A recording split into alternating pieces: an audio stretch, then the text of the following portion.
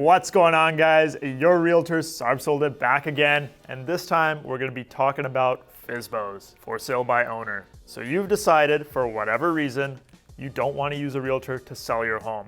Usually it's because you want to save on commission, but sometimes there's other reasons as well. Sometimes you might just hate the realtor.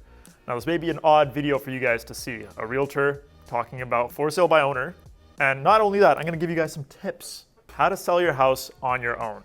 That's right. I'm talking myself out of the job right now. So yeah, let's start off with the pros and cons. Let's run through the pros real quick. There's not many of them, but they do matter. First and foremost, you save on commission. I mean, this is the biggest thing everybody knows about this. This is like 99% of the time, this is why individuals want to do a FSBO, sell the home on their own, just to not pay those commissions and realtor fees and whatnot. The other pro is that you're the one in charge. You're not listening to anybody else. Like I said before, it's your deal to close. And lastly, there's no in-between communication. It's you directly talking to the buyer or directly talking to a buyer's realtor. That's essentially it. Those are the pros. There's not many, but to some, they're very substantial.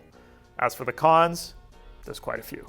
All right, so I'm not gonna go into detail with all the cons because there are quite a few, but here's a quick rundown. First and foremost, you always leave money on the table. You end up selling your home for a lot less than what you could have gotten for it if you just sold with a realtor because you're not completely understanding of the market conditions. Two, it's very, very difficult to market your home on your own. Getting that exposure is tough.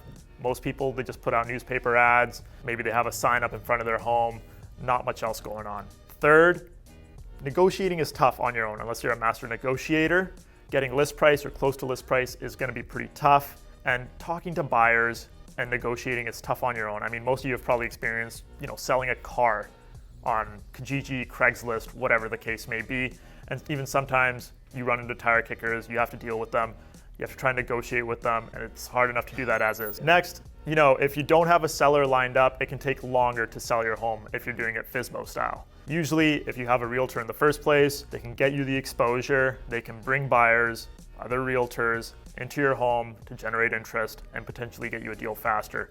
Most of the time, if you're selling the home on your own, it stays on the market 30 to 40% longer than if you were to sell with a realtor. And lastly, there's still selling costs, guys.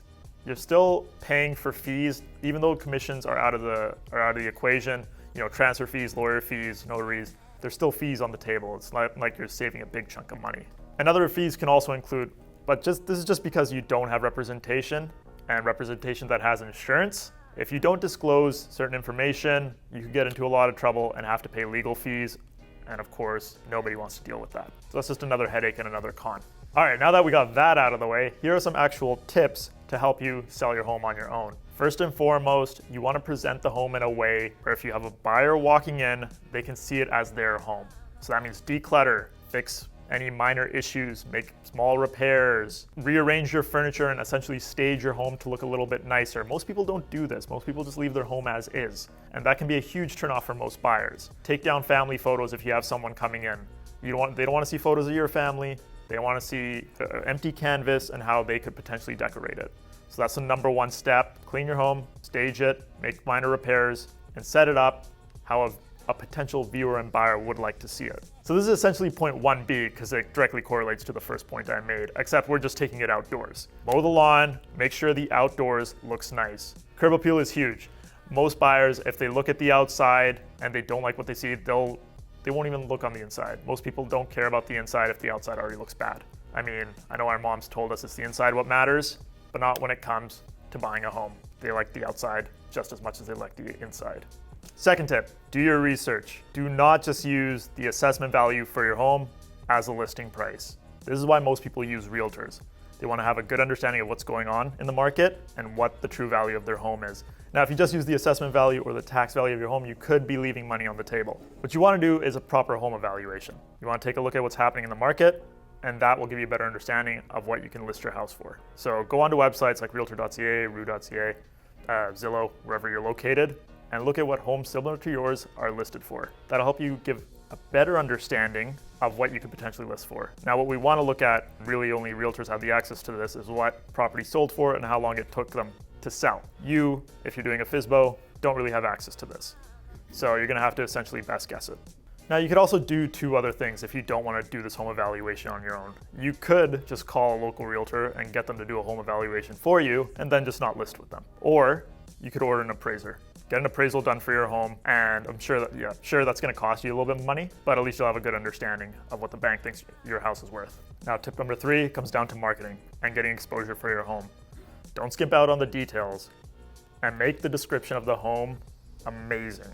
You want it to really pop. Like I said before, most for sale by owners just stick out a sign out front or do a newspaper ad, something simple like that.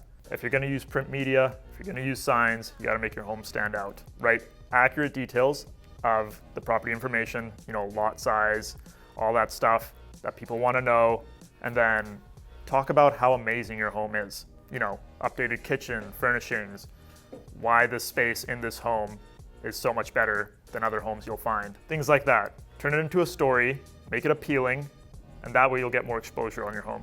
And of course, when it comes to getting exposure for your home, utilize social media. Don't just rely on print media and the newspaper. Use social media, use your network to drive in potential buyers into your home. Now you're gonna have to potentially set up viewings and open houses as well.